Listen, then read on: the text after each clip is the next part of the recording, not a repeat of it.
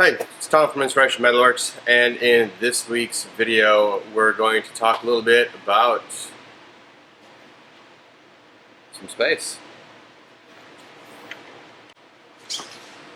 Alright, today is Sunday, September 11th, 2016, and September 11th for me is always a tough day, so I figured there was no better way to deal with that than to honor the fallen by living. Anyways, so just got done knocking out a set of collars for my buddy Marty. Those will be shipping out this week. But I'm making a separate video on just doing the assembly. I've posted some video before of me running the VF2 and doing some machining. These are the parts that we make on the VF2. So this is what we make on the VF2. This is it's Marty's shop. It's Marty's business. Marty is my mentor and friend, very very good friend. So let's talk a little bit about this space, because we'll talk about just how good a friend he is, because he finally said, "Hey, why are you tripping all over yourself in your garage when I've got all this space here? Move your stuff." And so this is my official public announcement that we are going to be moving the shop. So let's take a look. I'm going to move the camera a couple different angles. We'll do a little talking. I may have to turn a fan off here and there. We do have AC. It's a nice insulated shop. It's heated and cooled, and I love the idea of climate control. But yeah, let me move the camera around and we'll do a little talking. This is the view from the back door. Looking out to the front, and actually it's a little washed out. You can kind of see my logo there in the window. They're coming in from the back door. You can see that the space is dominated by the VF2, right? That's not moving. We're going to have to work around that. So let's see if I can do this. Not sure how tight this is going to go. I don't have one of these fancy gimbal things, but looking to, oh, that's too tight. There we go. Let's look to the right a little bit. Alright, so we just kind of looked 45 degrees to the right, and you'll see we've got the bathroom, there's the wash basin. Right now, that's in the corner there, we've got tools set up there. That may change a little bit. That may become the welding area, so we can put some screens up and things like that. We've got the Bridgeport here.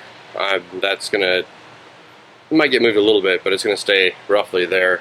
And then over to the full view of, to the right, coming in from the back of the shop, you'll see we've got an air compressor in here. We're going to bring my Quincy over as well, and what we'll essentially do is we'll gang them together. We're going to disconnect the motor, power to the motor on that one, and just use it as additional storage. And so we're going to have to make sure we're going to put automatic drains on everything.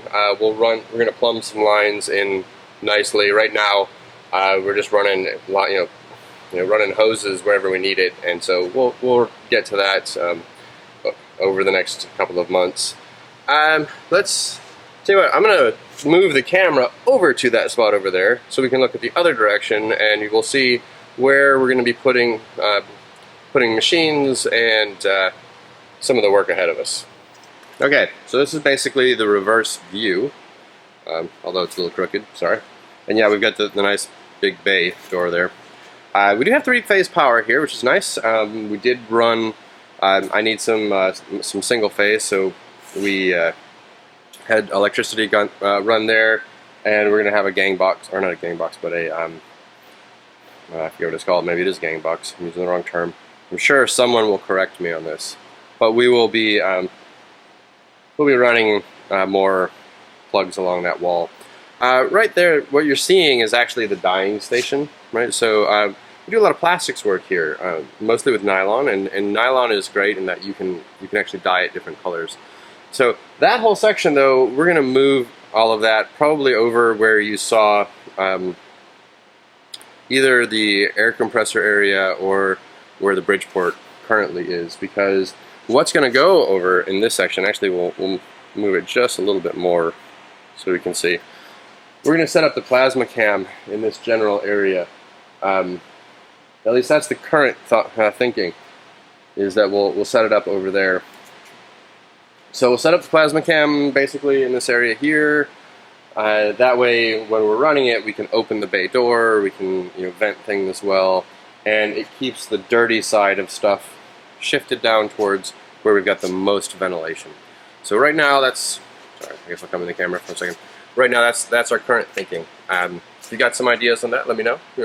We may or may not be able to implement that, but it's always good. I keep an open mind. If you've got ideas, hey, if I can incorporate it, I definitely will. Okay, so back to the tour. Let's pan right a little bit more. All right, so that's that opposite view of the VF2 there.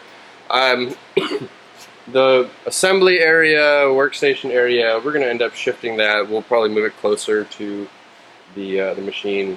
We've been getting organized a bit more on how we run the machine and how we do things. We recently got the carts and started using this cart here to help keep organized, keep the parts organized and things like that. So from this, let's swap. I think probably the best way to do it, because, whoa, well, I guess you can kind of see from here. Yeah, it's not too bad. So we're also going to put along that wall over here, right? That's where we're going to put my machine. So my machines will basically be up against the wall over here, right? So we'll have the lathe, we'll have my mini mill, which looks looks even tinier when you see the VF2. It's my 440 is great for certain types of projects and prototypes. When we got to bust out lots and lots of things, the VF2 is a great way to go. Having two mills in here, though, means that we can actually run secondary operations without having to change the setup. And that's part of our thinking here. I'm going to come on camera again. So right now, the parts that we make require 3 different setups. And we also do custom engraving and things like that. Well, the Tormach's great for those secondary operations where we can just quickly and easily slap a pallet on or swap things out without having to completely change the setup of the VF2. So that's kind of our thinking and how we're going to set that up. Yeah. So let's take a look at the other side. Okay, so at the back side of the VF2, so now we've shifted down. Actually, the camera, right behind the camera is the bathroom area. So this wall right here, right? There's actually quite a bit of room, just for scale, right? So the 440 will be about here. We've got power already run, everything's ready to go. So the 440 will be here along with the controller and stuff like that. And it gives us great access to 360-degree access to everything, and so it should be just fine. This corner will be kind of a setup area. It's actually not in view here. There we go. So this corner over here will be a setup area. That's my old mini mill that I had converted. Hopefully that'll be getting on a truck and sent down to Miami here in the next few days and get my act together. But yeah, this area over here that'll be off to the side of the 440 will just be kind of a setup and assembly area for me to work and for me to do some of the finish work that I do and things like that. And then lastly, let's swing around and we'll look at the other side. So I'm going to take the camera over to that corner and you'll get your last view. Alright, so you can kind of see the corner there. That was where we were just set up in front of the bathroom. This space over here, we'll be able to set up some tables. We've got really nice window, great lighting through here. This part over here is going to become kind of my office work area. So I'll have a desk over here. I think we're going to put walls and everything up, and so that it can be soundproofed and things like that. But yeah, so we'll be setting up over here. There's already power, things like that. Some of this stuff will have to come out and we'll move it, but it's this whole process. I'm trying to stay out of the frame so you guys see it, but this whole process is a matter of figuring out flow and making sure that it makes sense for both of us, because while we work together on a lot of our projects, we do quite a bit independently of each other as well. So we want it to flow well when we are working together, but also be respectful of each other's space, so that when we're not working together on projects, we're not interfering with each other and things like that. So that's the general plan, and the biggest thing is, the VF2 right in the smack dab in the middle of the space. But I'm not going to complain. This is a heck of a lot better layout than what I'm doing right now. So with that, let's wrap things up.